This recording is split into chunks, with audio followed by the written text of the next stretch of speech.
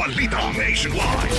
Sa kaunay pa rin na balita, mga kabrigada, nakatakdang magsagawa ng ghost hunting field trip ang grupong Youth Against Kurakot o YAK sa susunod na linggo. Ito ay bilang bahagi ng kanilang kampanya laban sa mga unoy ghost at substandard flood control projects sa bansa. Sa panayam ng Brigada News FM Manila kay YAK Youth Lead Convener Kila Kalika Meneses, iginit nitong una nilang bibisitahin ang mga proyekto sa Bulacan bago tumungo sa Metro Manila at iba pang mga lugar. Katuwang nila rito ang mga civil society organizations, estudyante at mga professionals gaya ng mga engineers at mga architects. Layunin umano ng field trip na ipakita sa publiko ang mga irregularidad sa paggamit ng pondo ng bayan at mapanagot ang mga nasa likod ng mga anomalyang proyekto. Dito ang grupo, hindi sila titigil hanggang walang mapanagot sa mga katiwalian.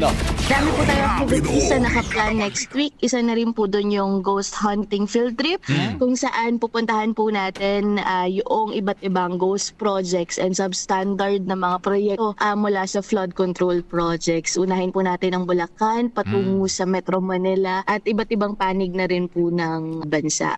Brigada ang Balita tinig. Nationwide. Yan ang tinig ni YAK Lead Convener Kayla Kalisa Meneses. Brigada Balita Nationwide. Ang bahaging ito ay hatid sa atin ng Drive Max Coffee. Ligayang tuloy-tuloy.